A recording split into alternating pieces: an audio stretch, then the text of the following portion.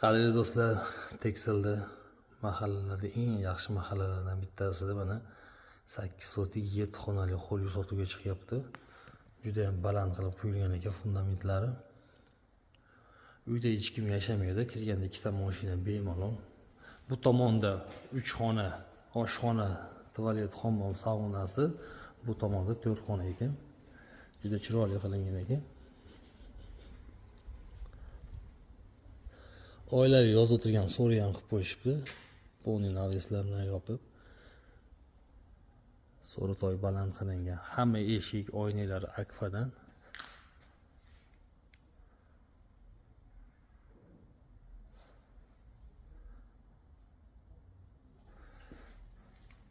Agorod qiladiganlar tayyor, mana agorod mevalar ekib qo'yilgan, gullar qilib, mana chiroyli qilib. Gaz, svet, suv, kanalizatsiyalardan umuman muammo yo'q mahallabad. Ba'dan boshlaymiz. Mana qanaqa baland. Kelganda ba'da zal, mehmon kelganda bemalol kuzatgani. Kattagina zal. Ba'da bitta xona mana.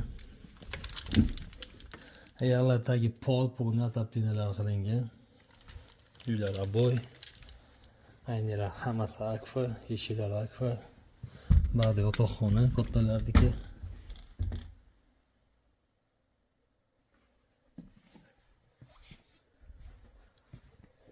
Ba'da oshxona.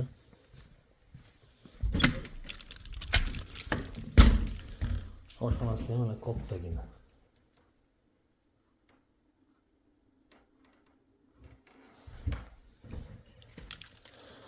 Oshxonaning tagida podval bor ekan, izlar mana. Podval eshik ochib kiraveradi ichiga. Tagi poni podval. Kelganda ba'da yana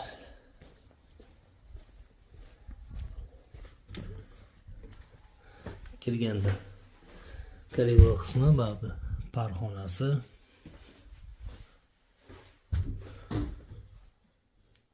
Kattagina mana sanuzi. Orqa tomonda tandurxona, hojatxona bor ekan, kladovka, ba'da qo'y mol boqaman deganlar tayyor joy. Endi bu rayonda sotigini o'zi qiziqib ko'rsa odamlar, Shakarqishlar masjidiga ham yaqin. 8 mingdan 10 minggacha bo'lyapti sotigi, 8 sotik. 7 xona kirib yashaydigan uy tayyor mana.